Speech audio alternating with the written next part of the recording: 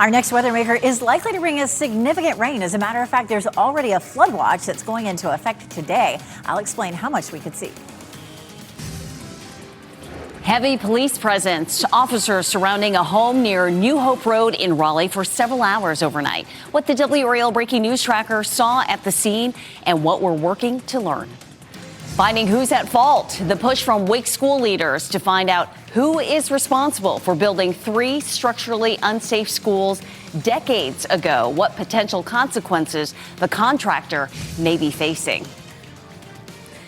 We'll get into all those stories in just a moment, but first, I want to say good morning, everyone. Thanks for waking up with us. I'm Renee Chu here at 4:30. Let's get right to meteorologist Elizabeth Gardner for what we can expect on this WRAL Weather Alert Day. And new this morning, we have a flood watch for tonight.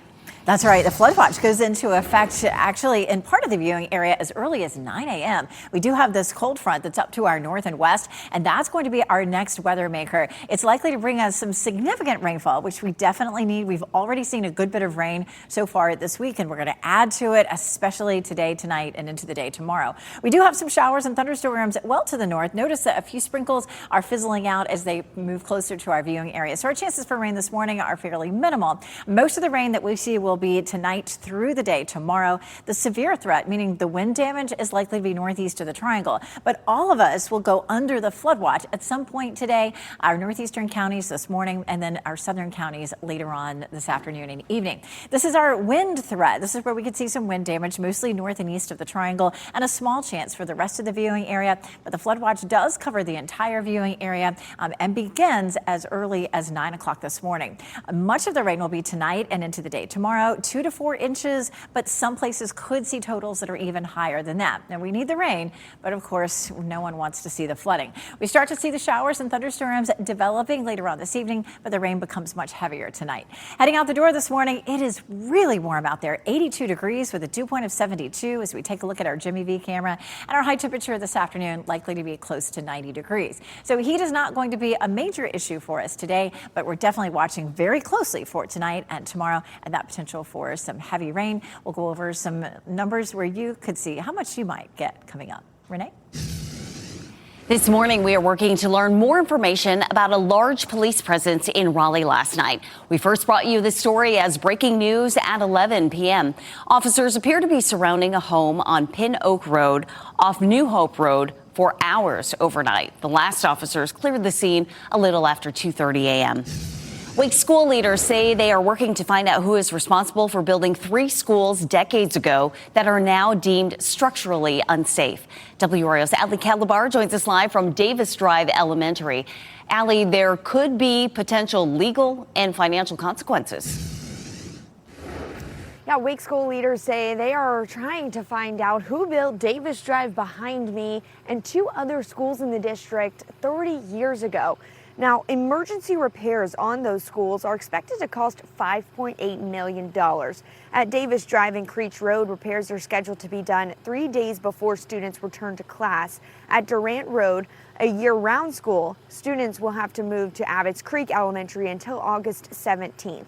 If work isn't done on time, leaders say the plan is to burn through bank days and teacher work days, then move students to other locations. Superintendent Robert Taylor says the repairs are extremely important. Will always err on the side of safety, and so we accept whatever the cost will be for that and the disruption that it may make, but safety of students has always been paramount for me, and they cannot learn if they're not safe. And we are still working to find out why these schools were not built safe. We're asking these questions. Who is responsible for building 3 schools in the district that have been deemed unsafe? And did they work on any other schools in the district? Now, the district says they are working to find those answers. Reporting live in Wake County, Ali Calabar, WRAL News. Ali, thank you. This morning, town leaders in Cary are working on making changes after a recent state audit. The report detailed years of financial misconduct and toxic workplace culture tied to former town manager Sean Stiegel.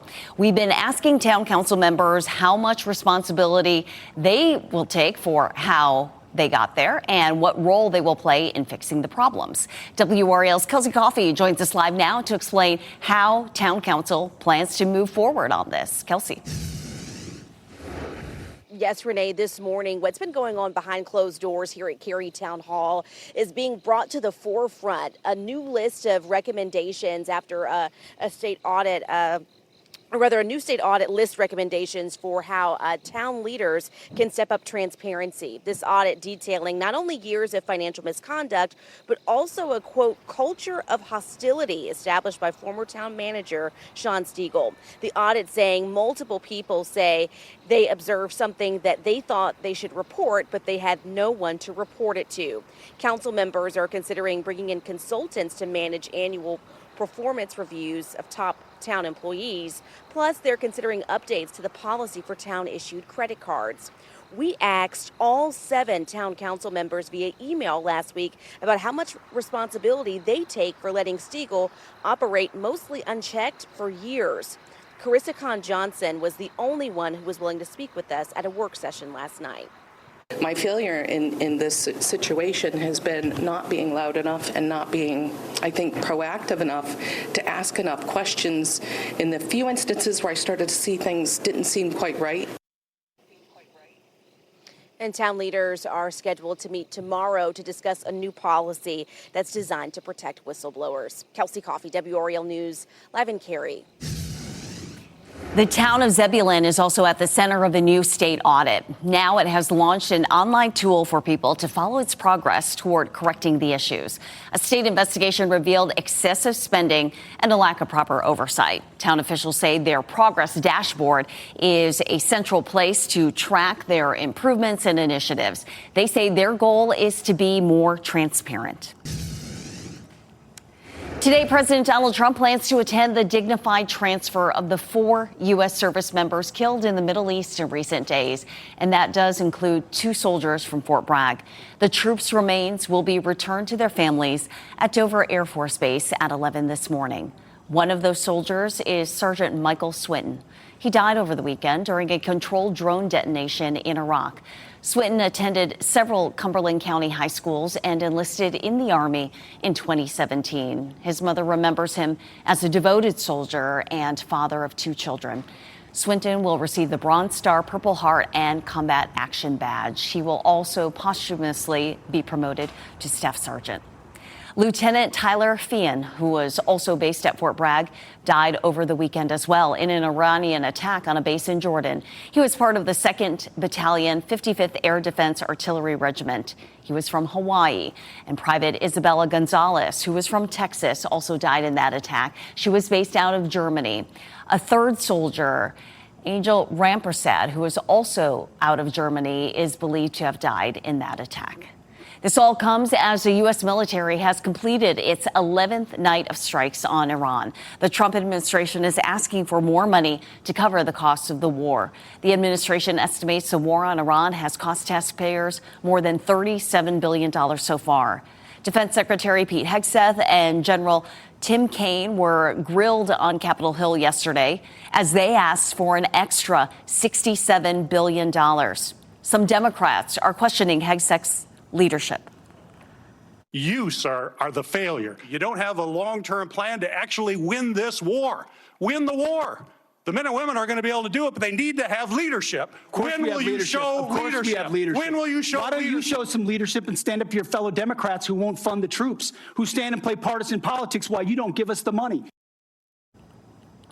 Meanwhile, the fighting in the Middle East is spilling onto key U.S. allies. Iran says it's targeted Amazon's data infrastructure in Bahrain, as well as radar systems in Kuwait.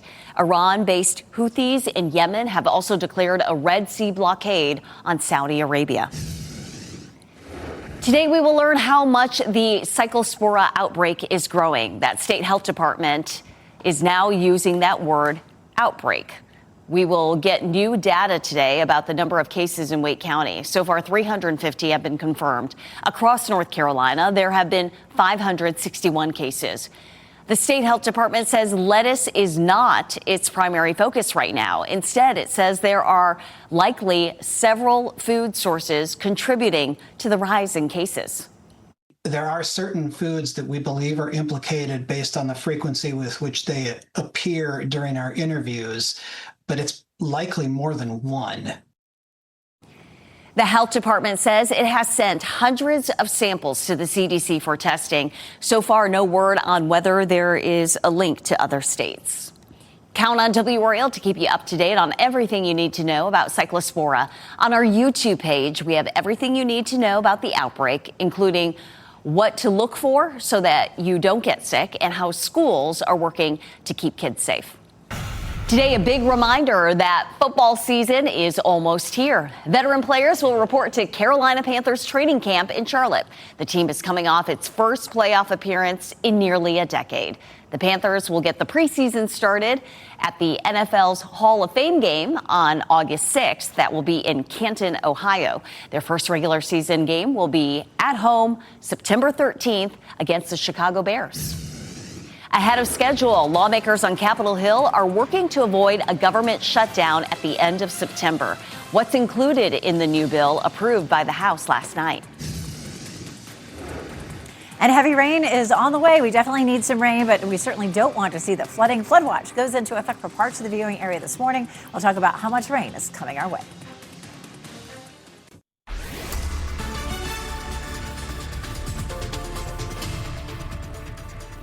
444, our next weather maker is this cold front. The biggest impact is likely to be today in our north or northeastern counties. That's where we could have some severe storms and some of the heavier rain starting to begin. But once that cold front slides through tonight and into the day tomorrow, flooding is going to be a potential issue for us. We have a flood watch that goes into effect this morning in parts of the viewing area and later on this afternoon down to the south. So 2 to 4 inches total, but there could be some areas that see rain heavier than that. We're looking at the best chance of showers and thunderstorms to be overnight tonight, but we may have a few cells that pop up earlier than that. We'll walk through Futurecast in just a little bit. What you'll see walking out the door this morning is even warmer temperatures than yesterday. Looking at temperatures in the 80s walking out the door, 81 in Fayetteville, 82 in Raleigh, 80 in Goldsboro, 81 in Southern Pines. So it's really warm and muggy walking the dog this morning. We should drop down into the upper 70s and we'll see a high of around 90. But with the rain for tomorrow, our highs will be significantly cooler Thursday, and I'll let you know how long that will last coming up.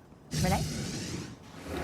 Lawmakers in Washington are working to avoid a government shutdown at the end of September. This is a live look at the U.S. Capitol, where last night the House approved a stopgap bill months ahead of schedule. The bill would fund the government through December 4th. This is meant to ensure that a shutdown would not happen before the midterm elections in November. President Donald Trump is appearing to downplay China's influence in American elections after making accusations during his national address last week.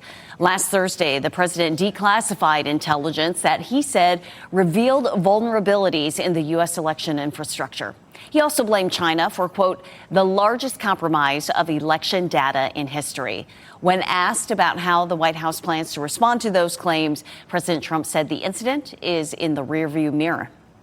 Mr. President, are you planning on putting any pressure or consequences on China for what you announced about them meddling in the 2020 election? Well, we're going to talk to them about it. It took place a long time ago. I think China is maybe a little bit different today than it was then. But look, they do things and we do things to them. I'll be honest. We do things to them, too. It's not a one-way street, but we'll be talking to them. President Trump has made election integrity a priority for years now. He has repeatedly claimed without evidence that there was voter fraud in the 2020 election. You can expect traffic delays in Raleigh this week as there are 2 concerts happening in Carter-Finley Stadium. Guns N' Roses will play at the stadium tomorrow night, and then Noah Kahan will perform Saturday night. The parking lots open at 1:30 both days. Traffic is expected to be heavy from 12:30 to 6:30 p.m. If you are going to either event, organizers are asking you arrive early and pay for your parking in advance. This guidance is meant to help avoid the major traffic backups that we saw last fall. You may remember when Chris Brown performed at Carter-Finley, and many people were stuck in traffic and parking lots for hours. Several car break-ins were also reported in the area. Tropical storm Bertha is expected to make landfall in the Gulf Coast today. Communities are getting ready. Bertha is expected to unleash heavy rain on coastal areas of northern Florida, Alabama, Mississippi, and Louisiana as it pushes west toward Texas. People living in Louisiana started filling sandbags today as they prepare for the storm's landfall. I'd rather take the necessary precautions that I need than have water coming in my house. You can never over prepare for something living down here. Bertha is the second tropical storm of the Atlantic hurricane season. In our area, water levels are improving as we try and get out of our drought. Falls Lake rose again this week, with recent rain giving the water supply a boost. It is now at 66% capacity. That's up 1 percentage point from last week. However, Falls Lake is about 5 feet lower than it needs to be. But today we could get a significant dose of rain. Meteorologist Elizabeth Gardner in the WRAL Severe Weather Center tracking why that we are going to be under a flood watch today, Elizabeth. Well, we have a cold front that's going to come in and interact with all of this tropical moisture that you feel when you head outside, and that's going to help to squeeze it out of the atmosphere and bring us some significant rain. It's a quiet start this morning. It looks like there could be a few sprinkles that pop up maybe here or there. We did have some showers that were headed toward our northwest counties, but it looks like those have fizzled out. The bulk of the storms overnight last night were well up into Virginia and did not have a big impact in our viewing area. But here comes the front, and that front will move into our area and stall over us during the day tomorrow and help to bring us some heavy rain. We can see as much as 2 to 4 inches across our area widespread. However, there may be some pockets where those totals are higher, and the best chance for some of that heavier precipitation is likely to be north and east of the triangle. That's also where we have the severe threat for today. When we say severe threat, that's the wind damage threat. So if we're going to see any damaging winds today, it's more likely north and east of the triangle. However, we could have at least a small chance of that across the viewing area anywhere. So we kick things off this morning at about 9 o'clock, and you can see how Futurecast is trying to already show some showers and thunderstorms by that point. This is lunchtime, and this is that band of rain that's likely to just move very slowly and help to bring us that heavy rain. At 3 o'clock, it's still in our northern counties, and then it begins to very slowly move southward. There's midnight tonight with some of that heavy rain right around the triangle, and watch how that really fills in early tomorrow morning. Tomorrow morning's commute may be really messy, and then gradually through the day, it sinks down into our southern counties. So very slow moving front with the potential to bring some very heavy downpours. This is a look at some of the potential rainfall that we could see. Again, some of it may be a little bit heavier than what we're showing here, but up to 2 inches, maybe 3 inches in a few places, possibly up to 4 or higher. This morning, it's really warm and muggy. 82 is our temperature right now. 72 is our dew point. We may not even hit 82 tomorrow. 91 is our normal high, so we're close to that today. But 70s for Thursday, and then 80s on Friday and Saturday. After that, we start to warm things up a little bit. Our tropical update. Bertha is still a tropical storm. It is likely to move right along the Louisiana coast. This is a look at the 5 a.m. advisory. It's moving west at 5 miles per hour with 50-mile-per-hour winds. It moves into Texas late tomorrow night and dissipates as a disturbance. Temperatures, a big story for us today. Again, looking at today's temperature high of 90, and then we're in the 70s tomorrow. We don't climb back into the 90s until Monday and Tuesday. Renee? Thanks, Elizabeth. Heroism honored. A Holly Springs police officer recognized for saving a child from a freezing pond. What this award means to him in his role as an officer.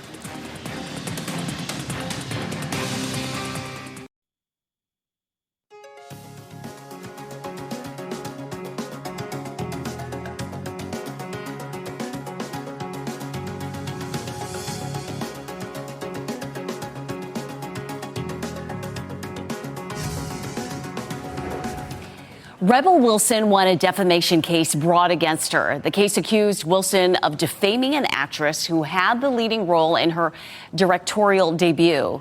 Charlotte Massines accused Wilson of spreading lies about her on Instagram. She says these posts caused her a lot of grief online and hindered her career. An Australian judge disagreed.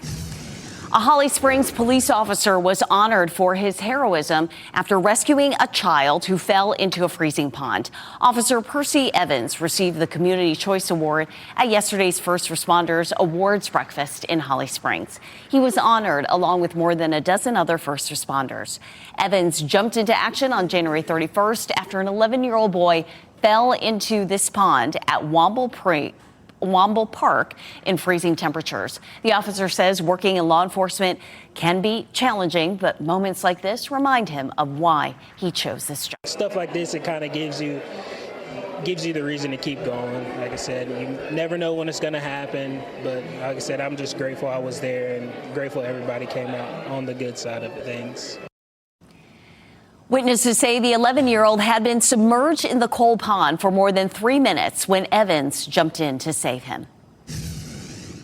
Great news for hikers in Johnston County. The Legend Park Trailhead in Clayton is officially open. You can now park on City Road for direct access to the Sam's Branch Greenway. This marks a major milestone in the town's landfill remediation project, with a full passive park coming later this year. Ahead at 5, search for the contractor. Wake school leaders are trying to find who's responsible for building 3 schools that are now deemed structurally unsafe. What's being done to find the builder? And addressing the issues. Kerry's recent state auditor report revealed not just financial misconduct, but also a toxic work culture. How town council is working to improve the workplace.